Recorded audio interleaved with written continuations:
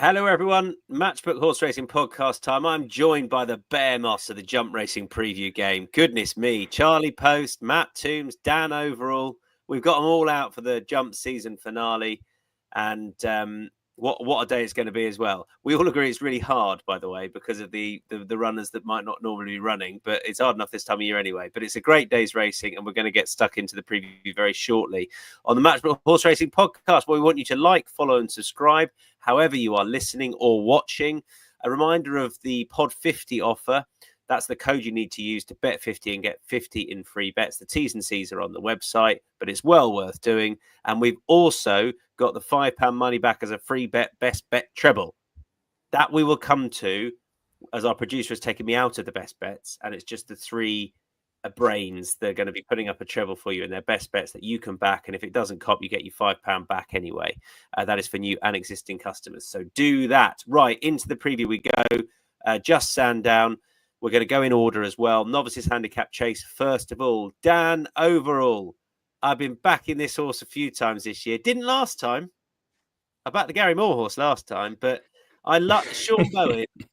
What he did with Classic Anthem was he made his mind up for him, I think, and I think he will go and do the same here. So I'm with him again this time, 5.5. Yeah, I think lessons learned last time that he's run perfectly well the time before that, but I think the ground was slightly a bit too soft for him and also got a bit too far back and had too much work to do. But as you say, kind of propelled forward at an earlier stage, and I think he needs that type of ride. And there are plenty of pace angles here that I think are going to help him out with likes of Mahan's Glory, Pick, Rock and Ide. So while he's a bit of a hold-up horse, I suspect they'll make a good pace. And as the race will develop around 3 out, he'll probably be bang there. Sean Bowen will make sure he's involved. I just think this has almost certainly been the plan for him for a while, whereas I'm not sure you can say that about many of the others. So this may well be a bit of an afterthought end of season. Hurrah for them. So his runs on genuinely decent ground over fences resulted in a narrow second to Brookie on chase debut here over 2 miles. He's now got decent graded form to his name, is now rated £20 higher. And as you say, he won here last time out of the course and distance, won decisively against some experienced handicappers. Nearly another 7-length winner. Only went up £5 for that, which I thought was really quite generous handicapping. I thought that could have been a lot worse. Conditions are ideal, so the pace angles to bring him into the race, I think, are all there.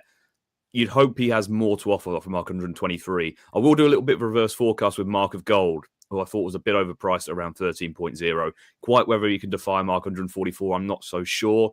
But again, seems to have conditions in his favour, has some graded form to his name. This is a drop in class for him. But Classic Anthem, definitely the main fancy. Charlie Post, who do you like and why? Welcome. Thanks, Tom. Yeah, Ide for me. He ran a cracker at Ayr on his latest start behind Masaccio over 3 miles. I don't see this drop back down in trip being an issue to him in any way, shape or form. And interestingly, for all that he doesn't, I don't think watching him, he has a preference. He's only ever won right-handed. So the return to the coming round to Sandown is bang in his favour. He looks a real bold jumper. He looks like it'd be a great horse to ride. So Johnny Burke, be looking forward to this. And nice lightweight as well. Can't help. I agree with Dan Overall. Maybe this hasn't been like an out-and-out target for this horse, but the way he's been since he's transferred over to Huey Morrison, he just looks nailed on to be there or thereabouts. And I think the track and going right-handed should really suit him. And Matt Toombs, big old price for this one. Yeah, very competitive, isn't it? Inady Star for me. He did bleed here over 2 miles in January, which is an obvious concern. But his other 3 runs this season have been really good. 6.5 second to Fringle Dyke at Bangor. He's won against Sense, now £8 higher. He was beaten less than 2 lengths at Aintree in the fog on Boxing Day. He was 6 lengths third off this mark of 129 in the Red Rum. The winner, Sombre, 100-gram race off £9 higher at Plumpton at the weekend. And Inady Star looked like he wanted further in the Red Rum. Furthest he's gone in his 6 starts over fences, an extended 2-mile one. Now, you wouldn't take stamina literally from French races, but he did win by 30 lengths over 2 mile 3 at Compiègne. I think he might improve for this sort of test. Often hard to judge yard form, smaller stables. On the face of it, Nick Kent's had 2 winners this season. He's had a 4, 5, 7 and 8 in the previous 4 seasons. But 32 of his 81 runners have finished in the first 3. His best season comfortably in terms of prize money. So I think the yard form's probably okay. I was watching the Red Rum again. I thought Tom Broughton got in a D-Star in a good position. Didn't look out of place riding a finish against likes of Cobden, Skelton, Sean Bowen. So he claims £5 here.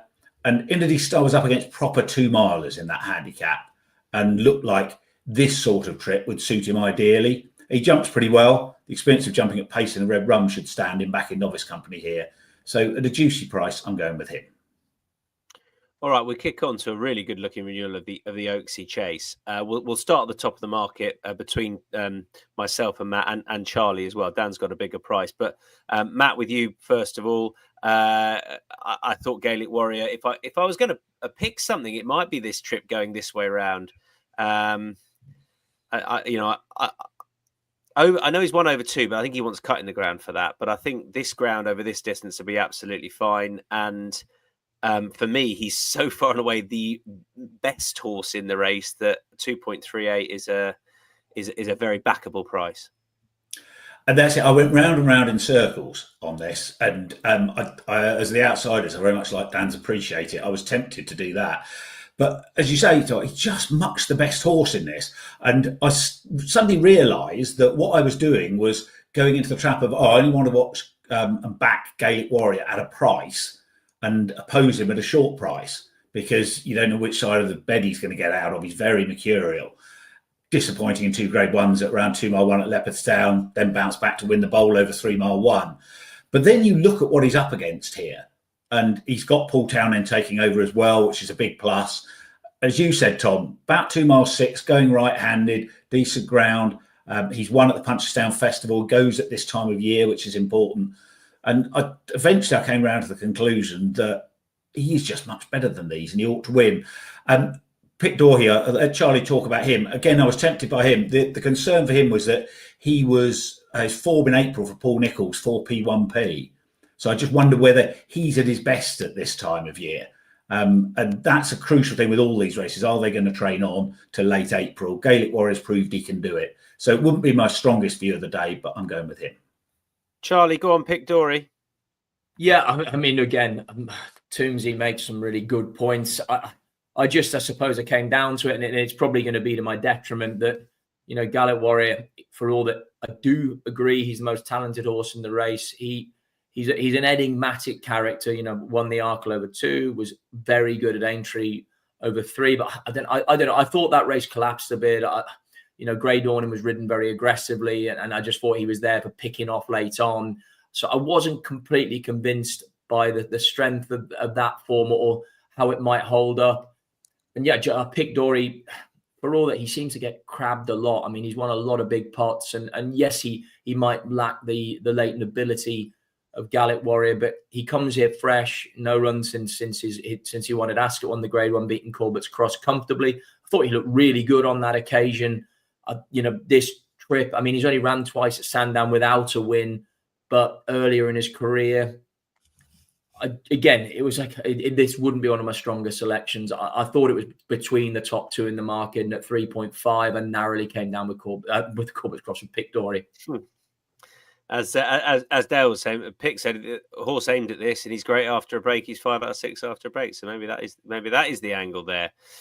So Matt and I would Gaelic Warrior, Charlie would pick Dory, and Dan, you seem tepid, but it's a big price. Appreciate it. Yeah, I mean, it's not going to be a strong selection. It can't be in a race like this, because I think you've mentioned it. If Gaelic Warrior turns up as we know, as he can, then he should just win this realistically. And maybe to a certain extent, the concerns around him are a bit overplayed, because you can argue early in the season, 2 miles, he's just not a natural 2-miler despite his Arkle success. So maybe he is actually a fairly decent price. But I thought appreciate it. You can argue he has his absolutely ideal conditions here.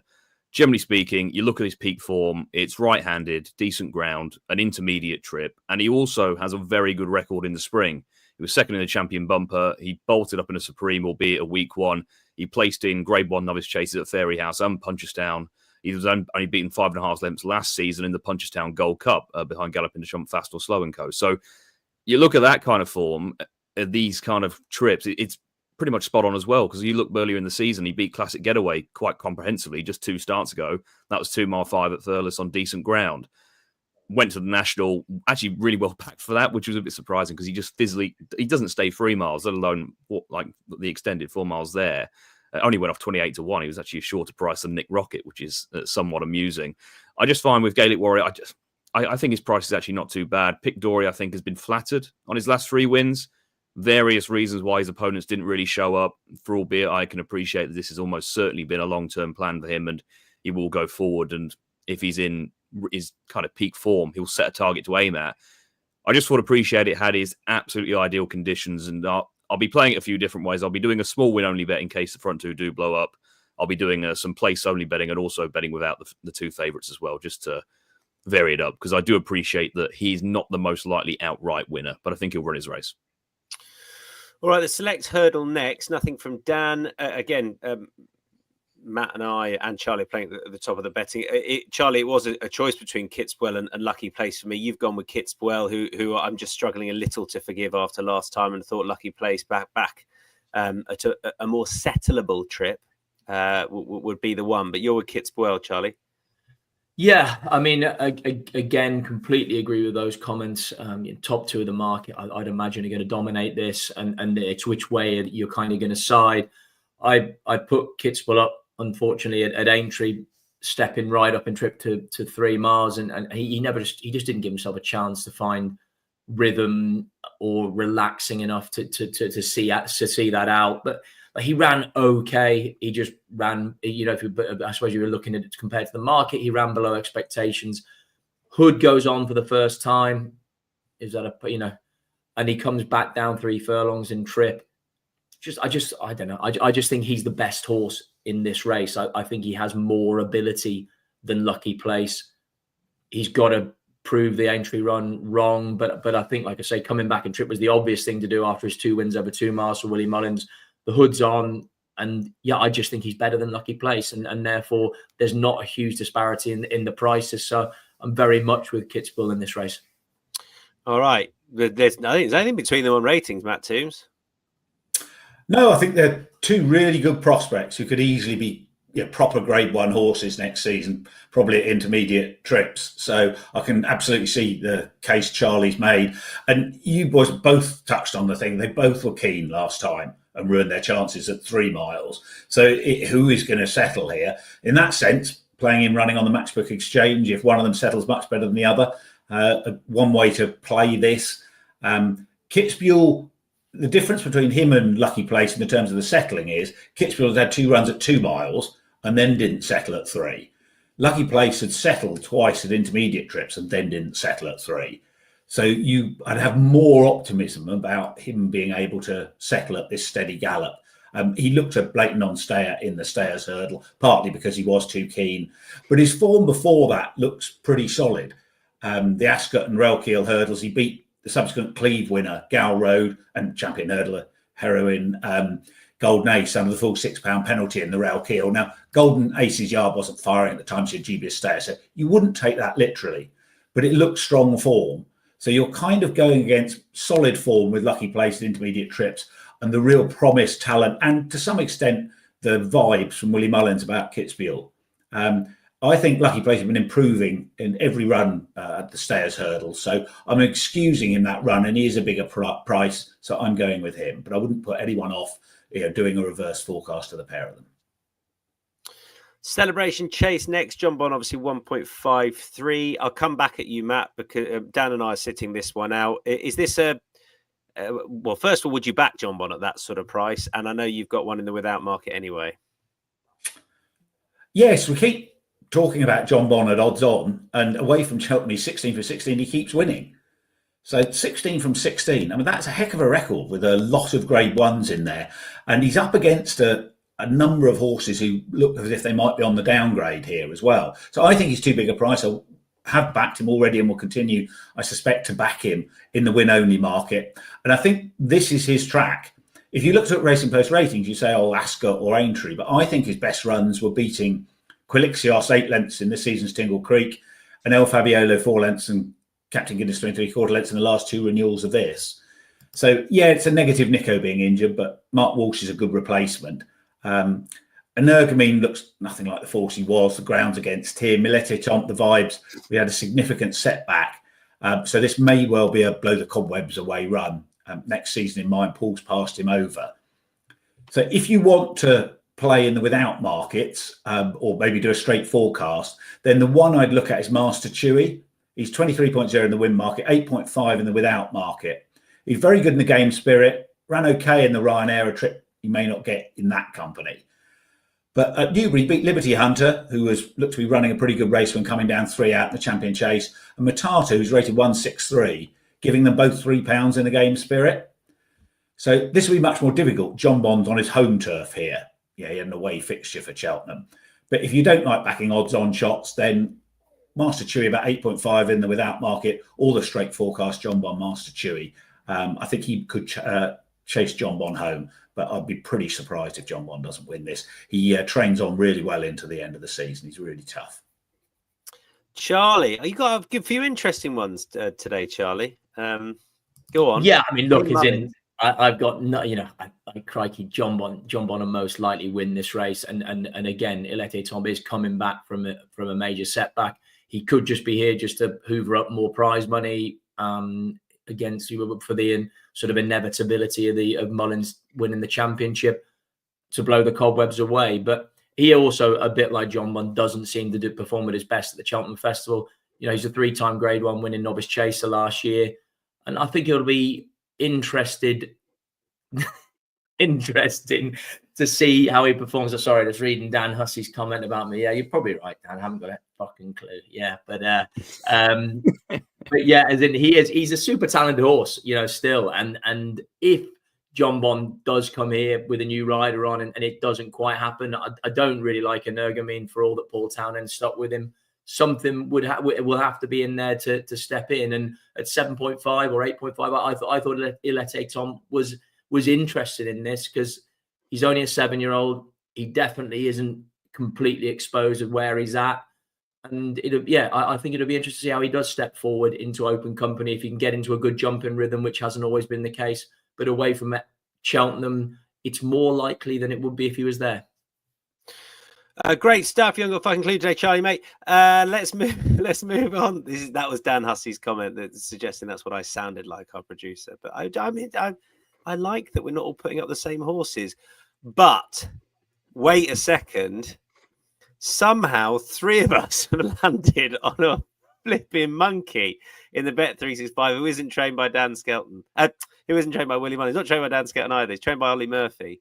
So in the Bet365 Gold Cup, me, Matt and Charlie have got Resplendent Grey here. Now, if you'd have told me after Cheltenham I'd be putting this horse up, I wouldn't have believed you. But the obvious thing here, Matt, is that the form is rock solid. And I basically said to myself before Dex, if this horse has any kind of headgear on, I'm going to back him. And he does. And he's 9.0. I still don't really fancy he's going to go and win it. But I feel like I've got to be on side.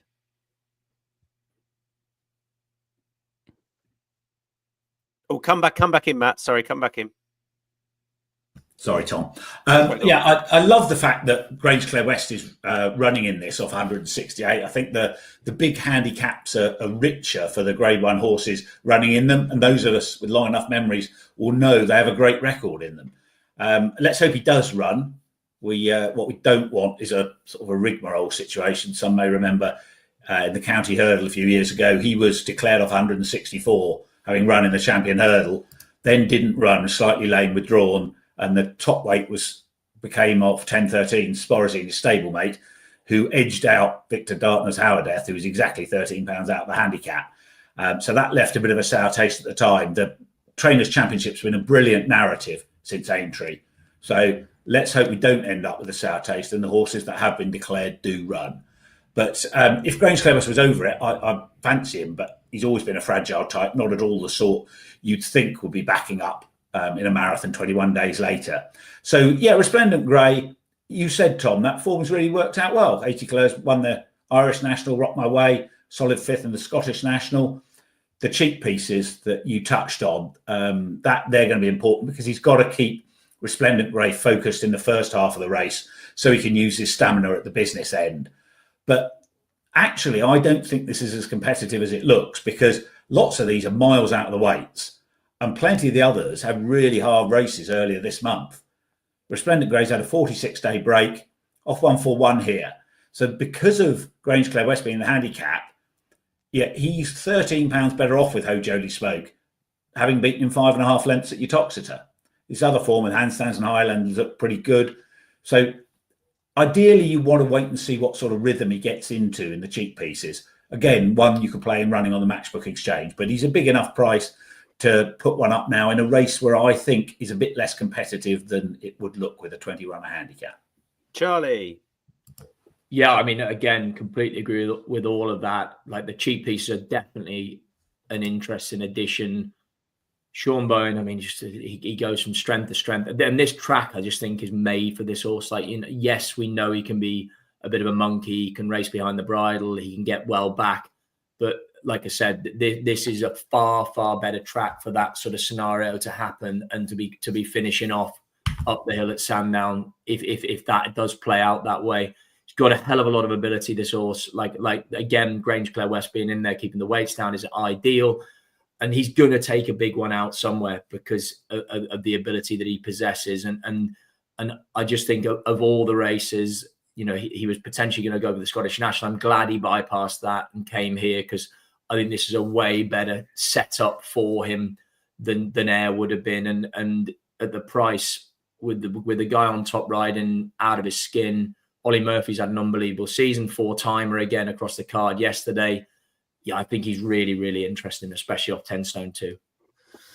All right, I've also put up Chosen Witness. I just copied and pasted the guys, basically. It's as simple as that. But there is also the angle with Chosen Witness Dan Overall that it was much better than the finishing effort last time, because he clattered. I think it was 4 out, and he was a weird drifter on the day as well, because he looks certain to go off favourite for the Scottish. But at this sort of price, I wanted him on side as well. But you can make a far more cogent case, sir.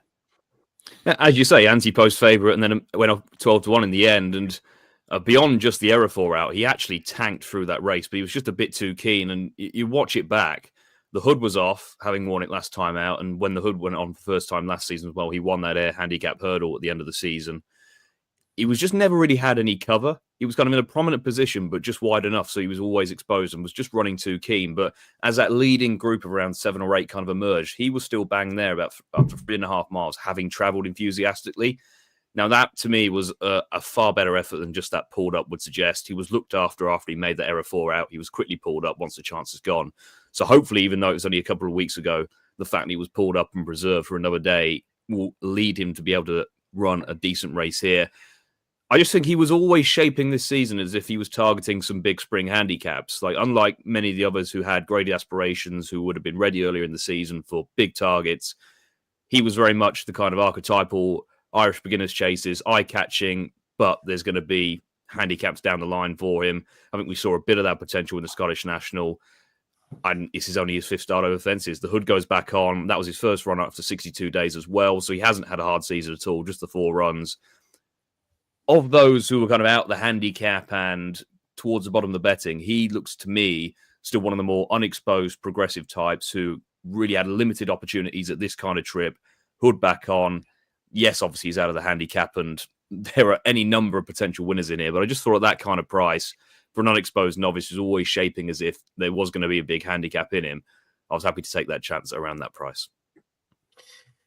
All right. We've basically put up 2 horses between us. Unbelievable scenes. 2 mile 4 handicap hurdle. Back at you, Dan. 8.0 shot, Ike Sport. Yeah, won the race last year, and I wouldn't be massively convinced about many of these, to be quite honest. And the visual impression of his win last year in a 16-runner version of this race, and on paper, arguably a lot deeper, I just can't really shake that out of my mind. He tanked for it, won convincingly, went up £11 for it. I did have a £7 claimer on that day, but Conor O'Farrell rides here. He's built a very good relationship with Neil Mulholland, particularly this season, and has ridden him his last 2 times to just get to know him. Plenty of excuses earlier in the season for why things went wrong. He went chasing on heavy ground, but he's been working back to form steadily. So he looked like he was back to himself when he was 5th at Aintree in a race. It just wasn't possible to come from off the pace. The John Joe horse, can't remember his name, but he made all and you just couldn't get involved. He did as well as possible to finish as close as he did in the end. I just think it's been very much a bit of a long-term plan to get him back here. Only £4 higher. I thought his price was very generous. Electric Mason was the other one I thought has potential because he just was never able to get into the Martin Pipe. Normally front runs, was just always behind. We're just concerned that there's like Dr. Eggman and Peacenik might also go forward and had a fairly long season. But I think Ike Sport has been well campaigned to get him back here off just a £4 higher mark. Charlie, you can make the case for Electric Mason. Yeah, a lot of ran behind the new line a couple of times during the season. He's been ultra consistent. I think the run behind Woodoo, as Dan said, and Cheltenham, I don't know, just didn't really happen for him. Never really got into a position to be competitive. Also, I think the yards horses were probably in and out of form at the time. Much better now. Freddie Gordon, trainer's son, is back on top. He wanted him round Fontwell. I don't think that, going right-handed, I don't think is a negative in any way, shape or form. And yeah, it was just more that, he's a 6-year-old. I thought he's still unexposed. He got dropped 2 for Cheltenham as well, which won't be any hindrance. And at 13.0, I thought he was a massive price as an unexposed one with more upside than quite a few of these, and back him in the win and place market for me. And Matt Toombs, your final selection. Yeah, I suspect Willie will have the Trainers' Championship wrapped up by this time. But if it's not, the vibes aren't that strong for his team here. Paul's Choice Bunting's a bigger price than Harry Copter's Mount Jumper Len, virtually the same as Danny's Dr. Eggman. So that doesn't suggest they've got a well-handicapped horse. I was a bit surprised by the market. I thought the Skelton runner Mostly Sunny would be a fair bit shorter than this. He bolted up on Monday at Plumpton in a similar, slightly more valuable event, travelling powerfully, jumping well, and the cheek pieces are back on there, first time since October. He'd been dropped £8 in 4 runs without them. Got them on again here on a £6 penalty, but he won with plenty in hand. If the headgear works again, then I think he's the one to beat here. It didn't look like he had a hard race on Monday. So he's in form. He's clearly still going to be primed. I suspect it'll be a consolation prize, but Mostly Sunny has every chance of helping Dan finish the season with a winner. Okay, that's Sandown done, the jump season finale done. Any other bets? I'm sticking one up at Haydock. Apologies on a largely end of jump season preview, but Skakusa I think is worth a bet around about 7.0. Not been seen since June. Had an issue off the back of that. I'm not sure the exact nature of it, but just looked a really well handicapped horse on that occasion, and when winning at Newmarket as well. Makes a reappearance here. I think the consensus is he is still well handicapped. I went through the race with Martin Dixon last night, who's a judge I thoroughly respect. And there's just a few, English Oak example was ahead of him in the market. I think that he's not a well-treated horse, whereas this Skakusa is. I think the yard could have a good little season as well. And this horse I'm hoping will leave 96 way behind Skakusa. Hopefully he's ready to roll first up. So I'm going to be backing that horse. Who else has got any other bets for us? Charlie, you've got one at Doncaster. Yeah, Doncaster today in the 4:15. Corolla Point. He won on debut at Yarmouth in October over 5 furlongs on slow ground, which neither looked particularly suitable. And at the time, it looked an ordinary maiden. But turned out he beat a horse called Sodan Hot of Kevin Philippart de Foys, who's now rated north of 90, ran okay at Newcastle on Good Friday, where he didn't really get the race run to suit. So the form looks a lot stronger now. Step up to 6, decent ground, should be well in his favour. And from what I've heard, the team at Charlie Appleby's are happy with how he's progressed from 2 to 3. It's a competitive little novice, but he was sort of 4.33 earlier on today. And I thought he was interested in that. I think there's scope for more from this horse. Okay, that's today. And Dan, in the opener at Sandown. Yeah, a really competitive 2-mile novice handicap, as it often is. And you've got the 4 who contested the same qualifier at Southwell, all sort of towards the head of the market. You've got Sorcerer, Kientzheim, and Serious Challenge are all the 3 outright favourites. And then you've got John Barber, who is near enough double the price of some of those. He was finished second in that race, and to my eye, probably ran the best type of trial for it. Horse who's taken some time, had the least experience, and still looked a bit green that day, but really did quicken up quite well and stayed on strongly to only finish not too far beaten in second that day. So he only made his hurling debut in February, where he's behind No Questions Asked, who's rated 136, strong at the finish. So he really finished off his race well. Made most to win a race at Newbury, and then he ran in that race at Southwell, where looked like he almost might get outpaced, but travelled actually into it quite strongly and had the quickest finishing time over the final 3 furlongs of any of them. 3 final furlongs are all under 14 seconds. Nudged up £3 for that, and Jack Hogan no longer claiming £3, but still is £4 better off with Serious Challenge for 2 1/4 lengths margin of victory. I do respect Thurgo's other runner in here. He made all that day. He's had plenty of experience on the flat. And I just think you look at John Barber, he's your archetypal improver. The concern would be, is he quite ready for a strongly run handicap of this nature, given he is still a bit keen? But I think if he can improve from that experience last time out, he has a lot of potential off that mark of 116. He's bred to appreciate much further, so potentially he might be one of those who's rallying late, and he might be one for next season to keep an eye on. But I just think off that mark, the potential he's shown thus far, the fact that he's better off with some of the rivals who are shorter price in the market, I thought 13.0 was a fair price. All right, Matchbook Zero, long shot time. Remember, that goes live an hour before each race that you want to play, and win-only bets, but most likely get best odds because there's no margin and there is no commission. So check it out if you haven't already, or keep using it if you do. Mine is Chosen Witness in the big one at 34.0. Matt? In the D Star at 15.0, in the Josh Gifford at 150. Charlie? Electric Mason, 13.0 in the 445. And Dan? I'll go for John Barber in the opener at 13.0. Okay, this is the best bet treble. You get £5 money back as a free bet if it loses. It's for new and existing customers. So these are the panel's best bets. £5 money back. Reminder of that offer as a treble if it doesn't cop. If it does, happy days, because Matt is going with Lucky Place at 3.75 and the Select Hurdle at 3 o'clock. Charlie. Resplendent Grey in the Bet365. And Dan. Classic Anthem in the 150 to hopefully get us off to a good start. Great stuff. Dan, thank you. Matt, Charlie, great stuff as ever. We will see you again soon. Next week, we've got Guineas and Punchestown on the agenda. Not in that order, because Punchestown kicks off on Tuesday. So I have a couple of podcasts for you. Keep your eye on social media for confirmation of when those pods are going to be. But first and foremost, have a great weekend. Thanks all.